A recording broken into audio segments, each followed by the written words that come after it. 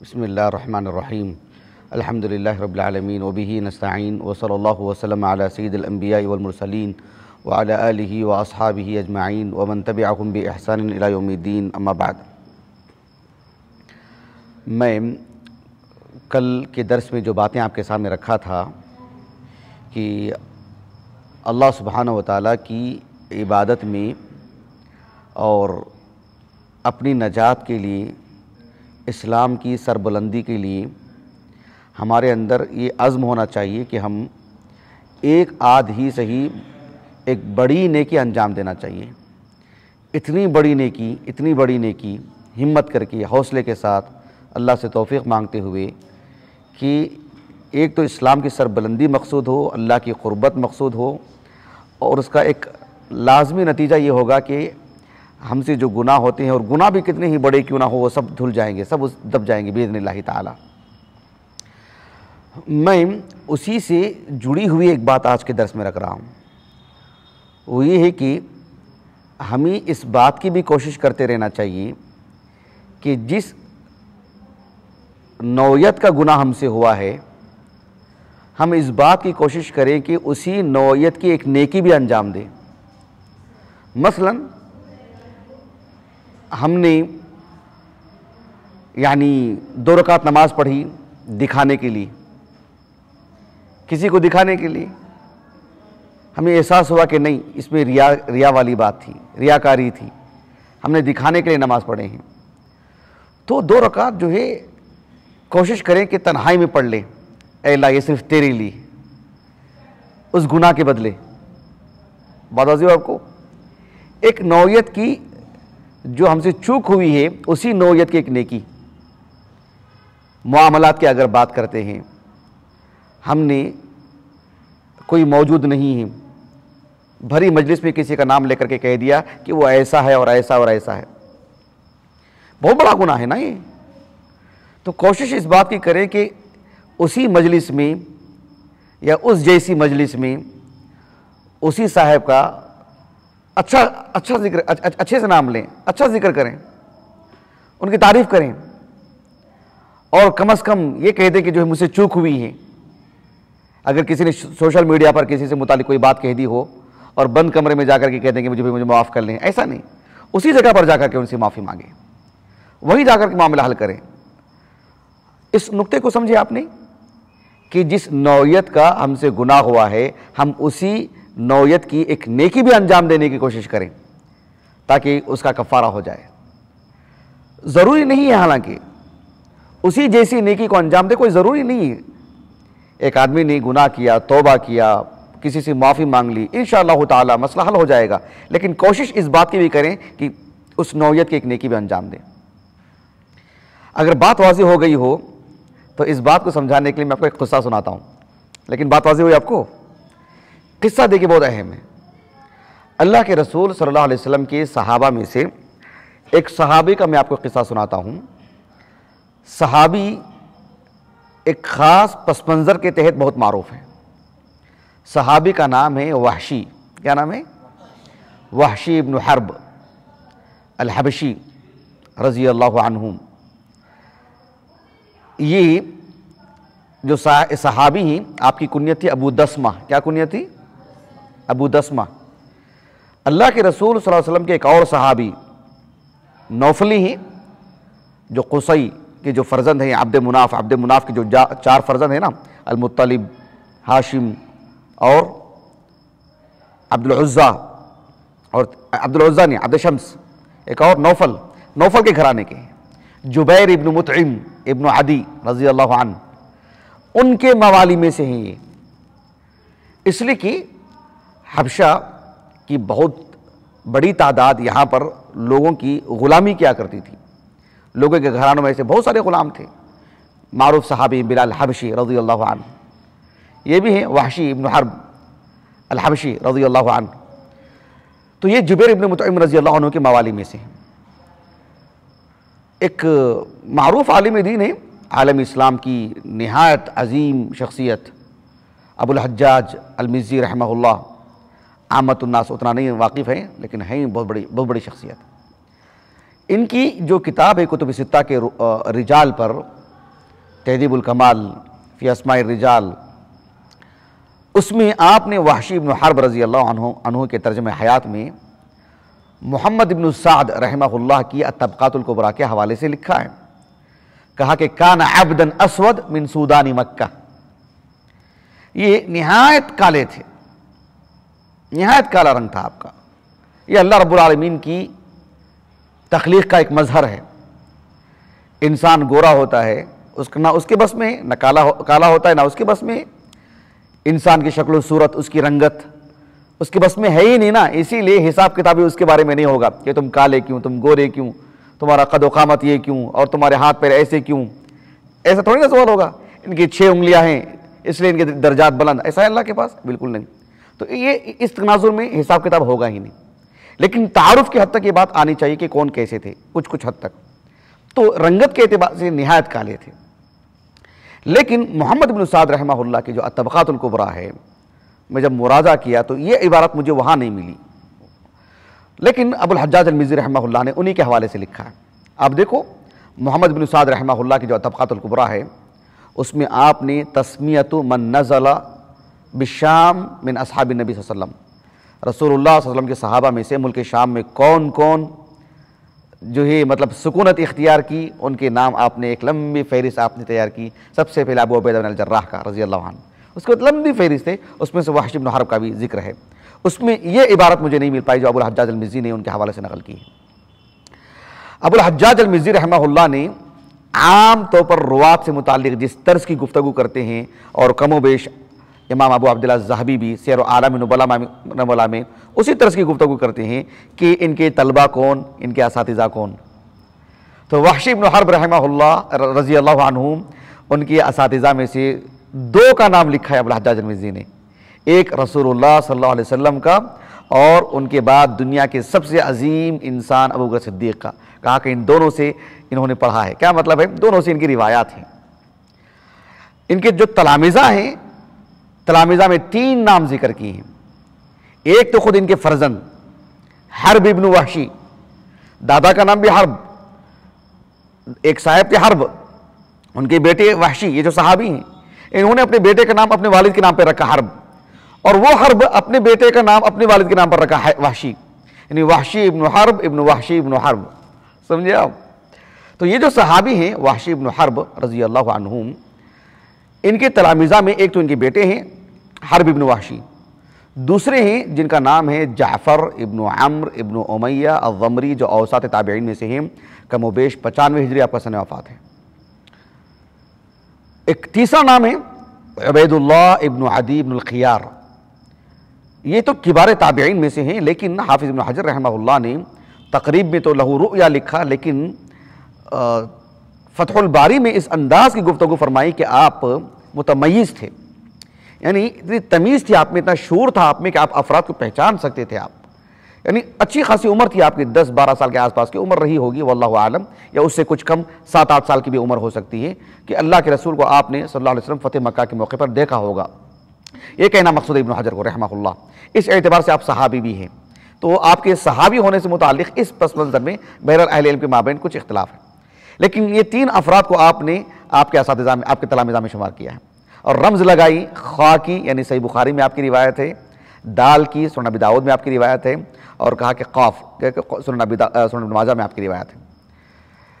یہ آپ کا کچھ تعارف تھا۔ آپ کے تعارف میں ایک بات یہ بھی ہے کہ دمشق کی جب فتح ہوئی تو اس فتح میں بھی آپ شریک تھے، بحیثیت ایک یعنی فتوحات اسلامیہ کا جو دائرہ بڑھتا رہا نا، یہ اس میں بھی آپ شریک تھے، اور پھر سکونت بھی آپ نے وہیں پر اختیار کی۔ دمشق سے آگے شمالی حصے میں ملک شام کا ایک بڑا شہر، تاریخی شہر، نہایت تاریخی شہر حمص جو ہے، جہاں روم اور ایران کی جو آخری لڑائی ہوئی تھی، الف لام میم غلبت الروم، جو لڑائی ہوئی تھی نا، وہ حمص میں ہوئی تھی۔ تو حمص جو ہے یعنی وہاں انہوں نے سکونت اختیار کی، وہیں پر انتقال بھی ہوا۔ یہ ایک معروف قضیہ ہے کہ وحشی بن حرب رضی اللہ عنہ کو جس پس منظر میں جانا جاتا ہے کہ غزوہ احد میں آپ نے حمزہ رضی اللہ عنہ کو شہید کیا تھا، اور پھر ابو بکر صدیق رضی اللہ عنہ کے دور میں ایک شخص مسیلمہ، جو عہد نبوت میں بھی اس نے جو ہے مطلب اللہ کے رسول صلی اللہ علیہ وسلم کی نیابت اور آپ کے بعد جو ہے نبی بننے کا خواب دیکھ رہا تھا، اس نے بہرحال ادعا کیا کہ میں اللہ کا نبی ہوں، اور بہت کچھ اس کے چرچے ہونے لگے۔ ابوبکر صدیق رضی اللہ عنہ نے خالد بن ولید رضی اللہ عنہ کی سرکردگی میں صحابہ کے ایک جماعت کو بھیجا اس کا خاتمہ کرنے کے لیے، تو اس میں وحشی رضی اللہ عنہ میں گئے تھے اور مسیلمہ کو انہوں نے قتل کیا۔ اس ناحیے سے آپ بہت مشہور ہیں، وحشی رضی اللہ عنہ۔ اسی لیے آپ دیکھیے کہ آپ جب کا مطالعہ ہوگا، آپ کو جب وہ کتاب پڑھیں گے حافظ ابو عبداللہ الذہبی کی رحمہ اللہ، جو کتب ستہ کے روات پر ہے، الکاشف فی معرفتی من لہ روایہ فی الکتب الستہ، اس میں آپ نے وحشی بن حرب رضی اللہ عنہ کا جب ایک سطر میں ان کا جو ویسے راوی ذکر کیا آپ نے، تو کہا کہ وحشی بن حرب رضی اللہ عنہ قاتل حمزہ و مسیلمہ، ایسا آپ نے لکھا کہ آپ حمزہ اور جو دونوں کے قاتل ہیں، مسیلمہ کے قاتل ہیں، دو بڑی شخصیتوں کے۔ لیکن کس اعتبار سے دو بڑی شخصیتوں کے، وہ آگے میں آپ کو ذکر کروں گا انشاءاللہ تعالی۔ یہ ایک مجمل تعارف تھا آپ کا، کس کا؟ وحشی بن حرب کا رضی اللہ عنہ۔ ان کے تعارف کے بعد میں آپ کو وہ قصہ سنانا چاہتا ہوں کہ جو ہے ایک گناہ ہم سے ہو چکا ہے، اسی نوعیت کی ایک نیکی بھی ہم سے ہونی چاہیے۔ امام بخاری رحمہ اللہ اپنی الجامع الصحیح کی کتاب المغازی میں ایک باب قائم کیا ہے کہ باب قتل حمزہ رضی اللہ عنہ، اور اس باب کے تحت ایک طویل روایت لائے ہیں جس کے راوی وحشی بن حرب ہی ہیں رضی اللہ عنہ۔ میں نے وحشی بن حرب رضی اللہ عنہ کے 3 تلامذہ کا نام لیا، ایک ان کے فرزند کا حرب بن وحشی کا، مزید 2 تلمیذ کا الگ سے نام لیا، کوئی نام بول سکتے ہیں ان کا؟ بارک اللہ فیک۔ ایک جعفر ابن عمرو ابن امیہ الضمری، اور دوسرے عبید اللہ ابن عدی ابن الخیار۔ یہ دونوں سفر کے لیے نکلے۔ کہاں سے نکلے واللہ اعلم، بہت ممکن ہے کہ مدینے سے نکلے ہوں، گئے ملک شام۔ یہ دونوں ملک شام گئے، اور ملک شام جانے کے بعد حمص پہنچے۔ کہاں پہنچے؟ حمص پہنچے۔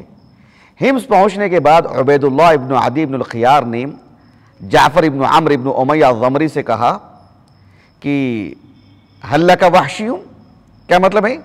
یعنی ہم حمص آئے ہیں، وحشی رضی اللہ عنہ کے پاس جانے کا ارادہ ہے، جائیں گے وہاں پر، ہم صحابی سے ملاقات کریں گے اور پوچھیں گے کہ نسألہ عن قتل حمزہ، حمزہ رضی اللہ عنہ کو جو انہوں نے قتل کیا نا، کیا بات تھی، آغاز کہاں سے ہوا، یہ خیال کیوں آیا، کیسے قتل کیا، تفصیلات، سیرت پڑھنے کا ایک طریقہ، ایک معلم سے براہ راست، بالکل صاحب واقعہ سے۔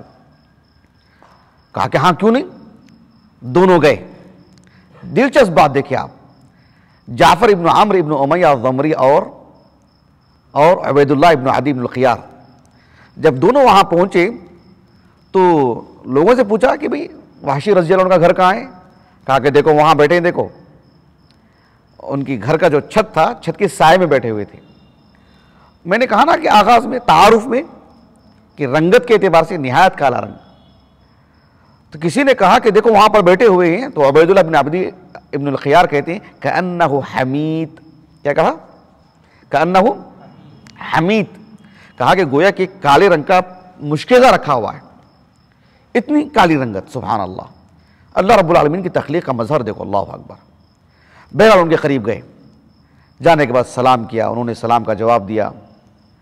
عبید اللہ ابن عدی ابن الخیار، ذرا دلچسپ بات دیکھو، اللہ نے کس کو کیسی کیسی صلاحیتوں سے نوازتے ہیں۔ عبید اللہ ابن عدی ابن الخیار انہوں نے حمزہ رضی اللہ عنہ کس سے؟ وحشی رضی اللہ عنہ، ان سے پوچھا کہ حل تعریفونی، کہا کہ مجھے جانتے ہو کہ میں کون ہوں؟ اور وہ امامہ باندھے ہوئے تھے، عبید اللہ ابن عدی ابن الخیار امامہ بھی ایسا باندھے ہوئے تھے کہ صرف سر پر نہیں، پورا چہرہ ڈھکا ہوا اور پورا بدن ڈھکا ہوا، صرف آنکھ نظر آ رہی تھی اور پیر نظر آ رہے تھے، اتنا ہی۔ عبید اللہ ابن عدی ابن الخیار کی بات کر رہا ہوں میں آپ کو، حدیث کے جو الفاظ آتے ہیں، کہا کہ معتجر بعمامتہ، معتجر مکمل ڈھکے ہوئے پورا بدن، کہا کہ لا یرا حبشی وحشی الا عینیہ ورجلیہ، لا یرا وحشی الا عینیہ ورجلیہ، اب دیکھو سبحان اللہ، عجیب و غریب بات جو میں آپ کو بتا رہا ہوں. وحشی رضی اللہ عنہ کو انہوں نے پوچھا کہ حل تعریفونی، بات مذاق کی نہیں تھی، حالانکہ صرف آنکھ نظر آ رہی ہے اور صرف پیر نظر آ رہے ہیں، اور پوچھ رہے کہ مجھے جانتے ہو؟ اور وحشی رضی اللہ عنہ نے بہت ہی دلچسپ انداز میں کہا کہ میں تو آپ کو جانتا تو نہیں ہوں، واللہ میں آپ کو نہیں جانتا ہوں، لیکن اتنی سی بات ہے کہ پیر پر نظر پڑی نا. کہا کہ اتنی بات ضرور ہے کہ میں جب مکے میں رہا کرتا تھا نا کسی زمانے میں، یہ کب کی بات ہے؟ یہ کب کی بات ہے؟ بہت عرصہ پہلے کی بات ہے، یہ بہت عرصہ پہلے کی بات. کہا کہ اللہ کے رسول صلی اللہ علیہ وسلم جب مدینے میں تھے اور مکے میں ان کی جب ولادت ہوئی تھی تب کی بات ہے. کہا کہ جب میں مکے میں تھا نا کسی دور میں، اس وقت ایک خاتون تھی جس کا نام تھا ام القتال. کیا نام تھا؟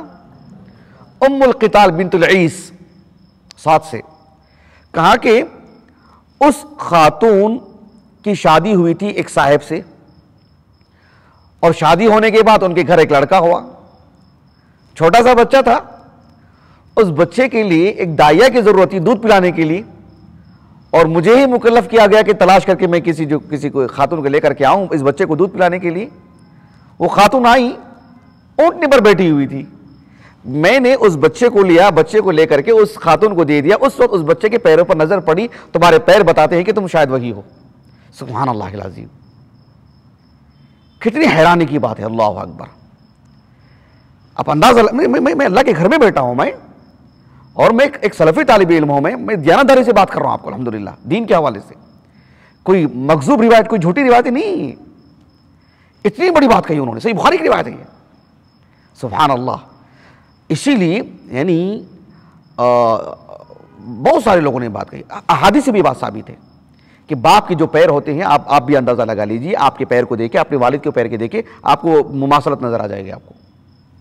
ایسی انہوں نے، لیکن بات ہی کہ اتنے عرصے کے بعد اتنی کم مدت میں اتنے ہلکے پھلکے انداز میں پیر دیکھ کر کے انہوں نے بچے کو دے دیا ہو اٹھاتے ہوئے.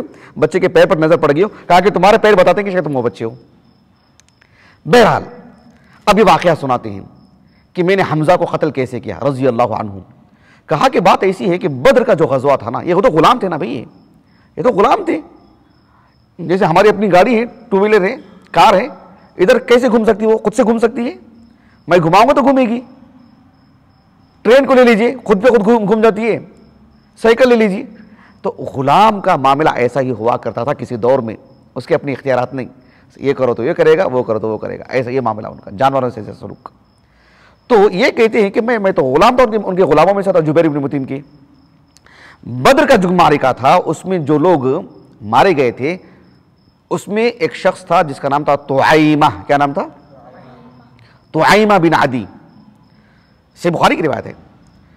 طعیمہ بن عدی، یعنی عدی جو صاحب نا، عدی بن نوفل. عدی بن نوفل کے 3 لڑکے، کتنے؟ 3.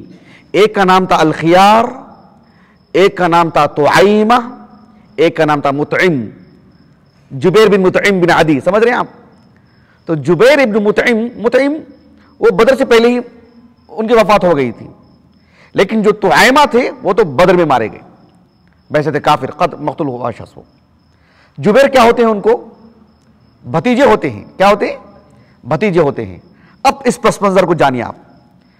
وحشی رضی اللہ عنہ کہتے ہیں کہ مجھے میرے اپنے سید آقا، کون؟ جبیر ابن مطعم ابن عدی رضی اللہ عنہ، بعد میں صحابی ہوئے. وہ کہا کہ انہوں نے مجھے بلایا بدر کی بات، بلا کر کے کہا کہ ان قتلت حمزہ بعمی فانت حر. ان قتلت حمزہ بعمی فانت حر. کہا کہ حمزہ کو اگر تم قتل کر دیتے ہو میرے چچا کے بدلے. کیوں حمزہ کا انتخاب؟ اس لیے کہ حمزہ نے کس کو قتل کیا تھا بدر میں؟ میرے چچا کو، طعیمہ کو، میرے چچا کو قتل کیا تھا نا. اب مجھے دل میں درد ہے نا، غم ہے نا، دکھ ہے نا مجھے کہ میرا چچا مارا گیا. اب اللہ کے رسول سے بدلہ لے رہے صلی اللہ علیہ وسلم. اب ان کے چچا کو مارے، اب ان کو زخم پہنچے، ان کو دکھ ہو، اب ان کو تکلیف ہو. جیسے مجھے بحیثیت بھتیجا تکلیف ہو رہی ہے ویسے ان کو بھی تکلیف ہو کہ ان کے چچا کو مارا جائے گا تو کیسا ہوگا. یہ ان کی سوچ تھی. سمجھا آپ اس بات کو؟ اس اعتبار سے حمزہ کا خصوصی طور پر انتخاب ہوا رضی اللہ عنہ. تو لیکن کیا کہا؟ انعام کیا دیا جائے گا آپ کو؟ گاڑی بنگلہ دیا جائے گا اس دور کے اعتبار سے، 100 سرخ اونٹ دیے جائیں گے؟ نہیں، سب سے بڑا انعام کیا؟ فانت حر. اب ان کے لیے اس سے بڑا انعام کیا ہو سکتا ہے؟ آپ آزاد ہیں، آپ جیسے جبیر بن مطعم میں ویسے آپ ہو جائیں گے، کتنا بڑا انعام، اللہ اکبر۔ اب اس کی طاق میں تھی، جب غزوہ احد کا معاملہ ہوا، کہتے کہ میں گیا، میں بھی رہا، میں اور مجھے کسی سے کوئی لینا دینا نہیں، بس مجھے حمزہ کو مارنا ہے رضی اللہ عنہ، انہی کی گھات میں تھا میں۔ حافظ ابن حجر رحمہ اللہ کہتے ہیں کہ بہت ممکن ہے کہ حمزہ رضی اللہ عنہ کی نظر پڑی ہوگی اس غلام پر اس وقت، لیکن آپ نے رہنے دیا ہوگا کہ وہ غلام ہے، لیکن میدان جنگ میں کہا کہ کسی کو حقیر نہیں سمجھنا چاہیے، کون کب کس پہ غالب آ جائے، یہ ایک اندازہ۔ لیکن وحشی رضی اللہ عنہ کہتے ہیں اس وقت میرے ہاتھ میں جو ایک بڑا سا جو نیزہ تھا، میں نے جو ہے ان کے ناف کے اوپر میں نے مارا، پیٹ کے اوپر، اور پیچھے سے چیرتے ہوئے چلا گیا۔ اور پھر اتنا ہی نہیں، ان کے شہید ہونے کے بعد ان کے بدن کو، ان کی لاش کو داغدار کر کے رکھ دیا، وہ پہچان میں نہیں آ رہی تھی، بہت کھلواڑ ہوا ان کی لاش کے ساتھ، اس حد تک معاملہ ہوا۔ خیر، مجھے جو بتانا چاہ رہا ہوں میں آپ کو، جو واقعہ جس جگہ لے کے جانا چاہ رہا ہوں میں آپ کو، جو بات بتانے کے لیے کہ وہ معاملہ ہو گیا، احد کا معاملہ ہو گیا، کفار قریش مکہ آ گئے مکے کو واپس، کہتے ہیں کہ میں بھی مکے کو آ گیا، اور یہ بالکل ایک نئی زندگی، کیوں؟ آزاد انسان ہے، گویا کہ کل تک وہ کیا تھے؟ ایک جانور تھے، اب وہ انسان ہے، اس کا معنی ایک آزاد انسان ہے وہ، مطلب خیالات سے مطلب پرے بات ہے، یہ تصور سے اوپر کی بات ہے کہ بھئی میں آزاد ہوں، میں کتنی بڑی بات ہے۔ تو یہ جو وحشی رضی اللہ عنہ ہیں، وہ کہتے ہیں کہ میں مکے میں تھا، اور دھیرے دھیرے دھیرے اسلام پھیلتا رہا، اب پوری بات انہوں نے سمیٹ دی، انہوں نے کہا کہ جو ہے مکہ فتح ہوا، اللہ کے رسول صلی اللہ علیہ وسلم صحابہ کی بڑی جماعت کے ساتھ مکہ آئے، اور جیسے ہی ہم کو خبریں ملی، کچھ لوگوں نے اپنے گھروں کے اندر بند ہو گئے، اللہ کے رسول نے کہا صلی اللہ علیہ وسلم جو اپنے گھروں کے اندر ہے وہ اس کے لیے امن ہے۔ آپ صلی اللہ علیہ وسلم سے ڈر کر کے کچھ لوگ مکے میں تو تھے، بند بھی ہو گئے تھے، بچاؤ کا کام بھی کر لیا تھا، لیکن اللہ کے رسول نے نام بنام لے کے کہا کہ ان کو قتل کر دیا جائے۔ لیکن کچھ لوگ ایسے تھے، جیسے عدی بن حاتم تھے، حاتم طائی کے فرزند، اور اسی طرح سے ابو جہل کے فرزند عکرمہ، اور یہ ان سب لوگوں کو ایک طرح کا ڈر تھا کہ بھئی ہم کو بھی نہیں بخشا جائے گا، یہ لوگ مکہ چھوڑ کر کے بھاگ گئے، نکل گئے کہیں، لیکن بعد میں پھر اللہ سبحانہ و تعالیٰ کی فضل و کرم سے یہ دوبارہ آیا اور آ کے اسلام قبول کیا ان لوگوں نے، لیکن یہ بھی نکل کے چلے گئے ڈر کر کے کہ میں بخشا نہیں جاؤں گا، اور طائف چلے گئے۔ اب یہاں پر آپ صلی اللہ علیہ وسلم مکہ آئے، مکہ فتح ہوا، وہاں سے آپ اچانک خبریں ملی، حنین کی طرف گئے، حنین کا غزوہ ہوا، وہاں سے واپس آئے، آپ عمرہ کی، سب کچھ ہوا، بات واضح ہو گیا آپ کو، چلے گئے وہ لوگ۔ جانے کے بعد جسے ہم کہتے ہیں نا عام الوفود، کہ مدینے میں رسول اللہ صلی اللہ علیہ وسلم کے پاس ہر جگہ کے لوگ جایا کرتے تھے، تو طائف سے بھی ایک وفد اللہ کے رسول کے پاس جانے کے لیے تیار ہوا مدینے کو، کہ بھئی ہم جائیں گے، جا کر کے اسلام قبول کر لیں گے۔ تو لوگوں نے کہا وحشی سے، جو ڈر رہے تھے بار بار اللہ کے رسول کا نام آتے، کہا کہ آپ بھی اس وفد کے ساتھ چلے جاؤ، وفد کے ساتھ جائیں گے تو آپ بچ جائیں گے۔ کیوں؟ کہا کہ انہو لا یہیج الرسل، اللہ کے رسول کے پاس صلی اللہ علیہ وسلم کسی علاقے سے کوئی وفد آتا ہے نا، ان کے ساتھ بڑی تکریم ہوتی ہے، ان کے ساتھ چھیڑ چھاڑ نہیں ہوتی۔ اللہ کے رسول کا تعارف دیکھو کیسے ہوا کرتا تھا، کہا کہ ان کے ساتھ چھیڑ چھاڑ نہیں ہوگی۔ اب یہ بھروسہ کر کے ان کے ساتھ نکل گئے مدینے کو۔ یہ کہتے ہیں کہ فلما رآنی رسول اللہ صلی اللہ علیہ وسلم، جب اللہ کے رسول نے مجھے دیکھا تو کہا کہ انت وحشیون، یعنی انت وحشی، یہ مانا یعنی انت وحشیون، اب وحشی ہیں کیا؟ کہا کہ ہاں میں وحشی ہوں میں۔ کہا کہ انت قتلت حمزہ، آپ نے ہی حمزہ کو قتل کیا رضی اللہ عنہم۔ تو یہ سمجھ گئے کہ میری ساری چیزیں آپ کو پہنچ گئی ہیں۔ کہا کہ یعنی میرے سے متعلق جو بات بھی ہے، قد کان الامر ما قد بلغک، کہا کہ میرے بارے میں تو آپ کو سب کچھ معلوم ہے، پوری رپورٹ پہنچی ہوئی آپ کو، میں کون ہوں، میں نے کیا کیا ہے، سب کچھ آپ کو معلوم ہے۔ اللہ کے رسول نے کہا صلی اللہ علیہ وسلم هل تستطيع ان تغیب وجهك عنی، یعنی اگر آپ کر سکتے ہیں تو اتنا کیجئے کہ میرے سامنے کبھی مت آیا کریں۔ آپ کی جان بخشی ہو چکی، آپ کو قتل نہیں کیا جائے گا، آپ نے اسلام قبول کیا، سب چیزیں آپ کی دھل چکی ہیں، آپ گویا کہ بالکل معصوم ہیں، کوئی گناہ آپ پر نہیں ہے، لیکن آپ میرے سامنے مت آیا کریں۔ یہ بحیثیت بشر ایک فطری تقاضا ہے کہ حمزہ کو آپ نے قتل کیا، یہ جو ہے مطلب مجھے وہ منظر سامنے آ جائے گا، ایک فطری تقاضا ہے بس۔ ابھی وہاں سے نکل گئی، کبھی اللہ کے رسول کے سامنے نہیں آئے، سبحان اللہ، اس کے بعد کبھی سامنے نہیں آئے. اور اللہ کے رسول صلی اللہ علیہ وسلم کے کہنے کے اعتبار سے وہ مختلف سریہ میں، غزوات میں یہاں وہاں چلے جاتے تھے، لیکن کبھی اللہ کے رسول کے سامنے نہیں آئے. اللہ کے رسول کی وفات ہوئی صلی اللہ علیہ وسلم. کتنے مخلص صحابی ہیں، اور کتنا درد رہا ہوگا ان کو کہ اللہ کے رسول کو بس میں نے حالت ایمان میں اس لمحہ دیکھا، میں نے پھر کبھی سامنا نہیں ہوا. اللہ کے رسول کی وفات ہوئی صلی اللہ علیہ وسلم. اس کے بعد صدیقی دور آیا. ابو بکر صدیق رضی اللہ عنہ کے دور سے متعلق میں نے آغاز میں بتایا تھا کہ مسیلمہ الکذاب، وہ کذاب ہے وہ. تو مسیلمہ جو تھا اس نے نبی ہونے کا دعویٰ کیا، اور خالد بن ولید رضی اللہ عنہ کی سرکردگی میں ایک جماعت گئی صحابہ کی، اور ان کو مقصد کیا تھا؟ یہ کہتے ہیں، صحیح بخاری کی روایت ہے، کہا کہ لَأَخْرُجَنَّ إِلَى مسیلمہ. اب ان کے دل میں بات آئی کہ اب میں نکلوں گا یہاں سے.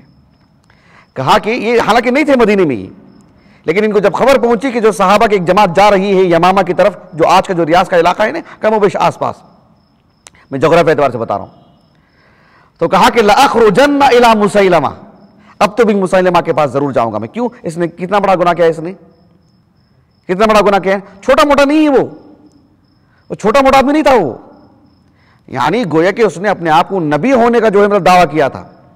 ایک بڑی تعداد اس کی متبعین میں سے تھی، ان کو عام شخص نہیں تھا، وہ ایک بڑا شخص تھا، وہ ایک بڑا آدمی تھا، وہ ایک بڑا نام. تو کہا کہ لَأَخْرُجَنَّ إِلَى مسیلمہ. کتنے لوگوں کو انہوں نے موت کے گھاٹ اتارے ہوں گے اللہ کے رسول کے بعد علیہ السلام. لیکن کہا کہ لَأَخْرُجَنَّ إِلَى مسیلمہ. اچھا کیوں؟ کہا کہ لَعَلِّي أَقْتُلُهُ فَأُكَافِئَ بِهِ حمزہ. حمزہ کو جو میں نے قتل کیا نا، اب اس کا مکافہ، اب اتنا بڑا میں نے گناہ کیا نا، اب اس نوعیت کی ایک نیکی بھی انجام دوں گا میں. جتنا بڑا میں نے گناہ کیا تھا میں، اب اسی قبیل کی ایک نیکی بھی میں انجام دوں گا. کہا کہ لعلی اقتلہ فاکافئ بہ حمزہ. اور نکلے، کوئی اور مقصد نہیں تھا سوائے اس کے، ایک چھت کے نیچے کھڑا ہوا تھا وہ، اور برابر نیزہ اس کے سینے پر مارے، جو یہاں سے نکل کر پیچھے چلا گیا، وہ وہیں سے گر گیا. وہ ایک انصاری صحابی آئے اور اس کی کھوپڑی اڑا دی اس کی. تو مسیلمہ، اب حافظ ابن حجر رحمہ اللہ کہتے ہیں صحیح بخاری کی جو روایت ہے نا، اس میں ایک زائد بات یہ بھی ہے، مطلب اس کا تتمہ ہے وہ، کہ چھت پر ایک عورت کھڑی ہوئی تھی، چھت پر، ایک عمارت کی چھت پر، وہ دیکھ رہی تھی یہ منظر. اس نے کہا کہ واہ امیر المؤمنین. کیا کہا؟ واہ امیر المؤمنین. کیا مطلب ہے؟ یعنی امیر المؤمنین، امیر سے مراد یہ مسیلمہ، المؤمنین یہ اپنے آپ کو مومن سمجھتے تھے، جیسے مرزا غلام احمد قادیانی سے متعلق ہوتا ہی نہیں. وہ کہا کہ یہ اپنے آپ کو مومنین، ورنہ امیر المؤمنین کا یہ جو لقب ہے سب سے پہلے عمر بن خطاب کے لیے جو استعمال ہوا ہے رضی اللہ عنہ. لیکن یہ لفظی معنی میں یہ اپنے آپ کو مومنین سمجھتے تھے، اس کو اپنا امیر نہیں سمجھتے تھے. کہ واہ امیر المؤمنین قتلہ العبد الاسود. کیا کہا؟ قتلہ العبد الاسود. کہا کہ اس کی گواہی سے بھی یہ بات معلوم ہو جا رہی ہے کہ اس کو انہوں نے قتل کیا، کوئی اور نے قتل نہیں کیا ان کو. مطلب صرف انہی کے لیے، کسی اور کے لیے نہیں ہے. وہ اس نے بھی گواہی دی کہ انہوں نے قتل کیا ہے. قتلہ العبد الاسود. اچھا، آخری بات اس سلسلے میں، ابو الحجاج المزی کے حوالے سے میں نے بات کہی تھی آپ کو رحمہ اللہ، تہذیب الکمال فی اسماء الرجال سے. انہوں نے محمد ابن اسحاق ابن یسار رحمہ اللہ صاحب المغازی، ایک 51 ہجری سنہ وفات ہے اور قدیم مصدر ہے سیرت نبوی کا، اس کے حوالے سے انہوں نے لکھا ہے. لیکن میں اصل کتاب کی طرف جو میرے پاس موجود ہے، سیرت ابن ہشام سے جڑا ہوا حصہ، اس میں پڑھا تو ہو بہو یہ عبارت اس میں نہیں ہے، بلکہ مکمل عبارت بھی اس میں نہیں ہے. لیکن ابو الحجاج المزی رحمہ اللہ نے ان کے حوالے سے ہی لکھا ہے، قال محمد بن سعد، ایسی کہہ کر پوری عبارت لکھی ہے. جب پورا معاملہ ختم ہو گیا تو وحشی بن حرب رضی اللہ عنہ نے مسلمانوں سے کہا، آپ بھی مسلمان ہیں، دیگر مسلمانوں سے، صحابہ سے آپ نے کہا کہ یا معشر المسلمین انکم تقولون انی قتلت حمزہ، انکم تقولون انی قتلت حمزہ. کہا کہ اے برادران اسلام، آپ لوگ یہ کہا کرتے تھے نا کہ میں نے حمزہ کو قتل کیا. کہا کہ ان اکو قتلت، کیا کہا؟ ان قتلت حمزہ، کیا کہا؟ ان اکو ان اکو قتلت حمزہ، ایسا کچھ الفاظ ہیں. ان قتلت حمزہ فقد قتلت خیر، ان قتلت خیر الناس، ہاں یہ الفاظ ہیں، اب یاد آ گئے. کہا کہ ان قتلت خیر الناس فقد قتلت شر الناس، ایسے آپ نے کہا. ان قتلت، ہاں یہ الفاظ ہیں. ان قتلت خیر الناس فقد قتلت شر الناس فہذہ بہذہ، ایسے آپ نے کہا. میں نے کسی وقت میں خیر الناس کو قتل کیا تھا نا، اب دیکھو میں نے اس وقت کے شر الناس کو میں نے قتل کیا ہے. فہذہ بہذہ، اس عظیم گناہ کے بدلے ایک عظیم نیکی. یہ واقعہ بتانے کا مقصد کیا ہے؟ یہ واقعہ بتانے کا مقصد یہ ہے کہ اللہ رب العالمین کی عبادت میں، اسلام کی سربلندی میں، اپنی نجات کے لیے ہم اپنی زندگی کو بہتر جانتے ہیں، آپ اپنی زندگی کو بہتر جانتے ہیں. ہم سے کوئی ایسی چوک ہوئی جس قبیل کے، ہم اسی قبیل کے ایک بڑی نیکی انجام دیتے ہیں، تاکہ جو ہے اس کے بغیر بھی اللہ کے ہم معافی ہے انشاءاللہ تعالی. لیکن وحشی رضی اللہ عنہ نے اسلام قبول کیا، صحبت رسول اختیار فرمائی، آپ صحابی ہو گئے. اصطلاحی اعتبار سے بعض صحابہ میں آپ کا شمار ہو گیا آپ کا، لیکن دل کی شفافیت کے لیے ایک موقع کی طاق میں تھے، ایک موقع کی تلاش میں تھے. آپ نے مخلص تھے، اللہ رب العالمین نے ایک عظیم موقع عطا کیا اور آپ ہی کے ہاتھ سے وہ معاملہ ہوا. کتنی بڑی بات ہے، سبحان اللہ.